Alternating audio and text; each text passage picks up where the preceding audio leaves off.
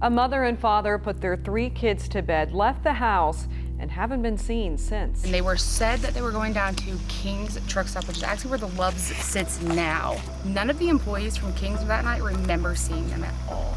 It happened in 1971 when some say it was much easier to disappear. I actually know a lot of the people that were involved and just kind of have my own theories as to what happened. It's different. We don't normally do foul play cases because there's the factor of, oh, the criminals are going to come after us.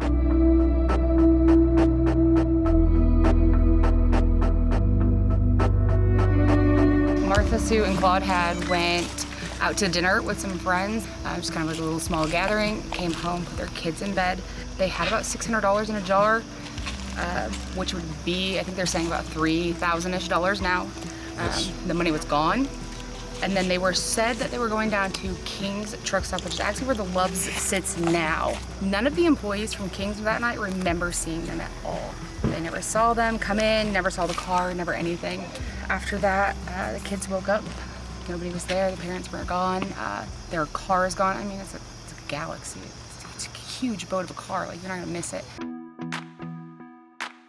How's it going, everybody? Welcome back to another episode of Depths of History. Today we're looking into a 50-year-old cold case. That'd be a crazy case to solve. It would be. I think his oldest case that they saw was 30 years. So 50 would be a crazy This could be the oldest jump. case. Yeah. Apparently there's more cars in the water, so we gotta clear all those cars. And there's other missing people from around Kentucky. Who's to say they're not in the river too? This could be a good day. So today I'm with Adam Brown Adventures. What's going on, man? I'm with Jacob from the Chaos Divers, and I'm also with Nug. Jared. No, don't do that. Don't. Come on. Not no two hands. It's just only one hand for a handshake. I hope so, man. I hope we can locate a vehicle and, pull it out. It's always our goal. So. Man, there goes Jared. Jared from Adventures of Purpose. Falling down this hill enough. He is so cool. You can make it out. I know. If you were to rate that Pringle, what would you rate it out of 10? So I have a whole rating scale. If it equals like 8, 8.25 or more, it's like, hey, I gotta tell my friends about it. Okay? If it's like below a 5, it's like, I just gotta stay alive.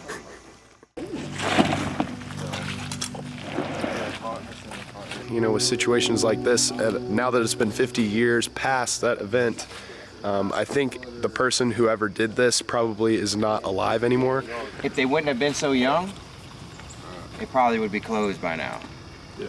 But because it's so young and the circumstances are obviously overwhelmingly pointing to foul play, they're going to keep it open for 100 years if they have to.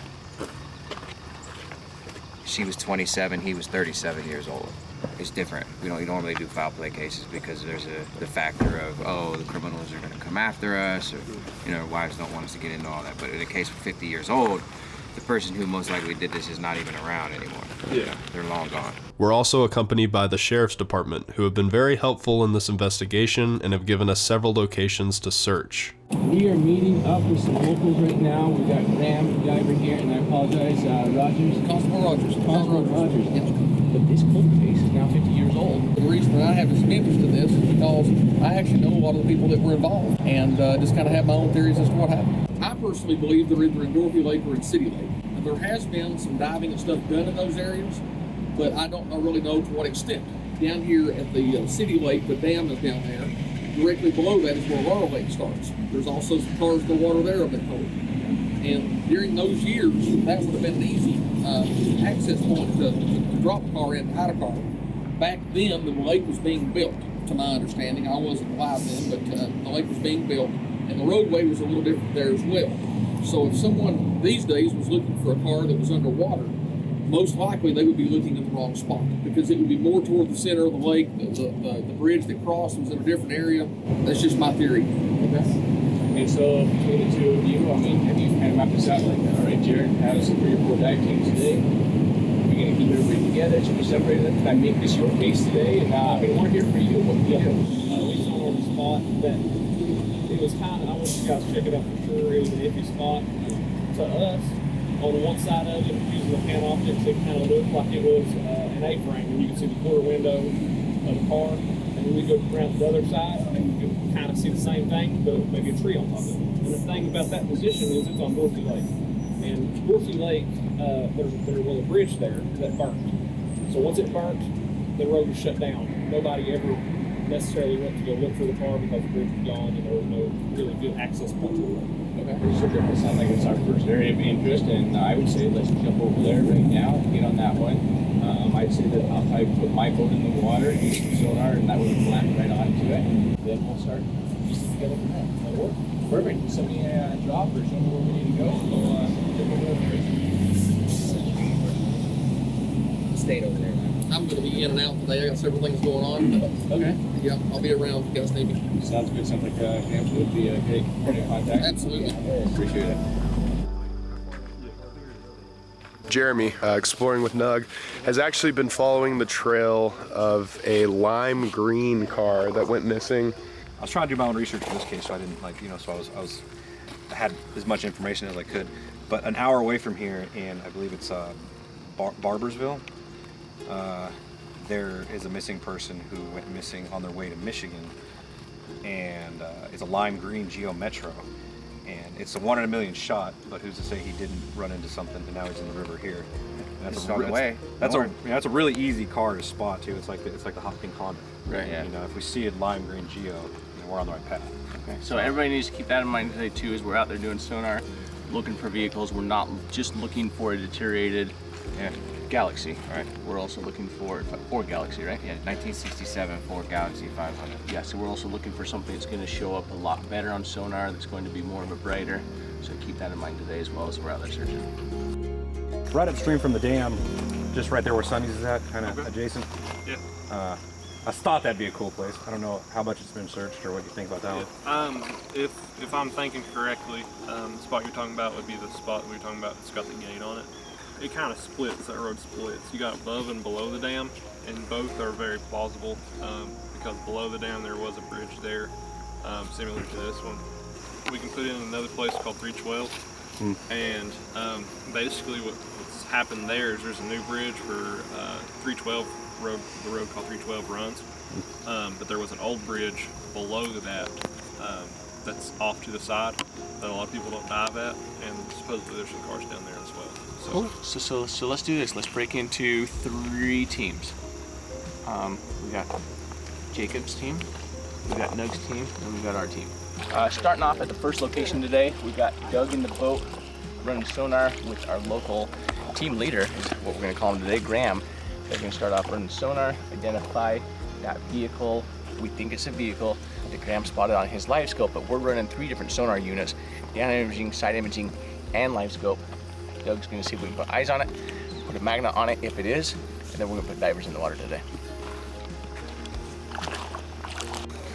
All right, so they're going in the water now to go check out and see if this is a target of interest. So we're about to get some answers in a little bit.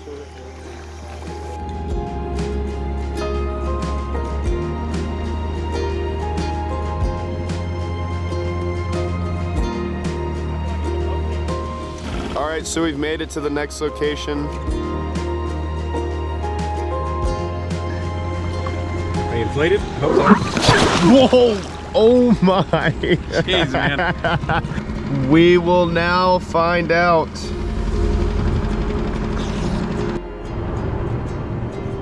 There he is. What is it?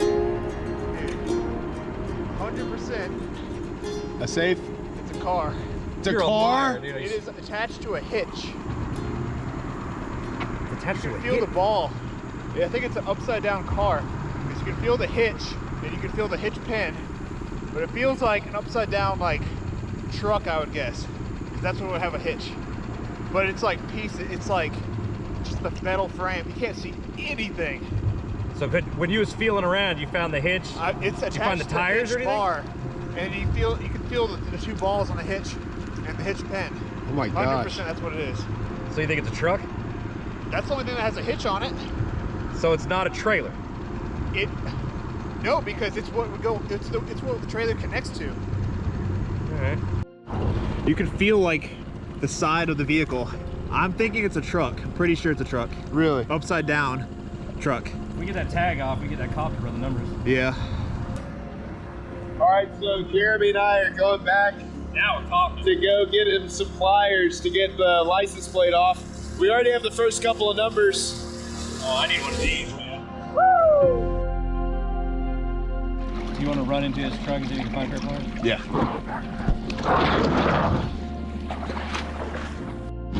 So we've got the pliers.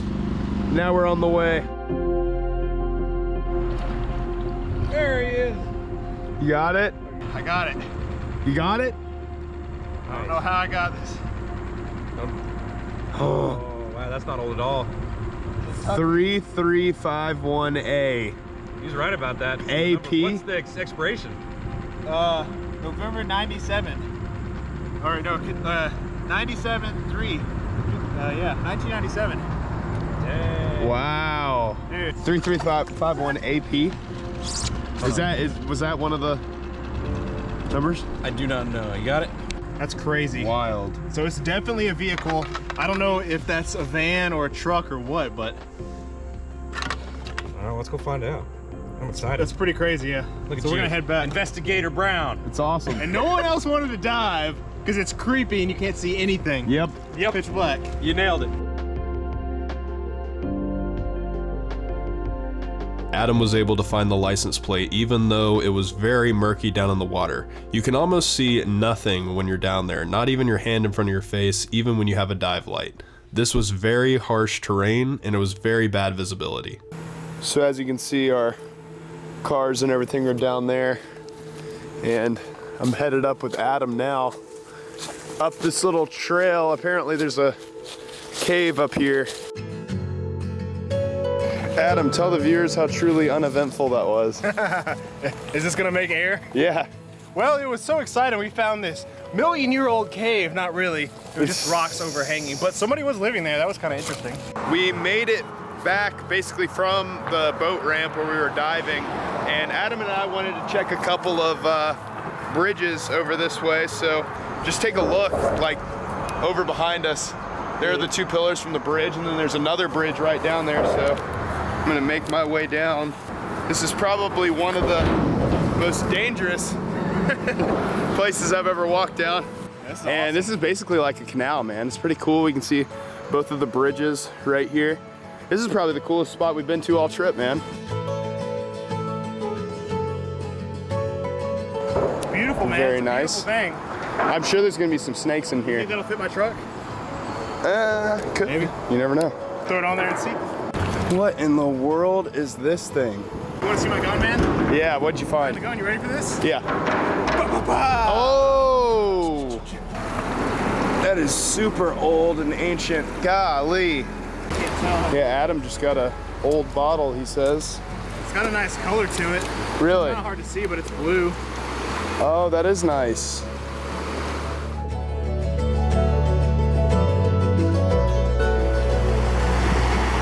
A bunch of trees. We got Adam right there. All right, everybody, so that is going to wrap up another video of Depths of History. If you enjoyed today's video, don't forget to press that like button, subscribe if you're new. You know, searching for this missing person case, I mean, it was a 50-year-old missing person case, and you gotta think, you know, when we're dealing with, you know, all the mud and stuff that was in this river, it really threw off the sonar, honestly. Yeah. And it didn't even look like a car in the end, but then Adam went down there, and like you guys saw, he pulled up the license plate to the car. We did find out that it did belong to a minivan that was not stolen. It wasn't connected to any cold case either. We actually had the sheriff that was actually here this morning. We had him run the license plate, and he came back and told us basically that it wasn't stolen and that we don't need to worry about getting that car out of the water. Still would have been cool though to get that car out of the water if we had the right equipment and materials. Yeah, we'll have to come back and do it. But we'll have to come back and do it definitely for sure one day. So we definitely do know where a car is. But we'll see you guys on the next episode. Have a good one. Oh yeah.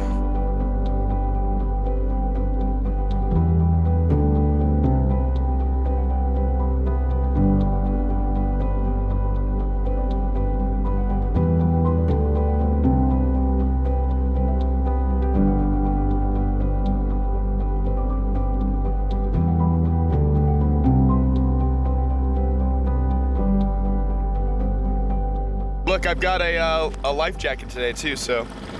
You good? I'm good. Safety first. Safety first.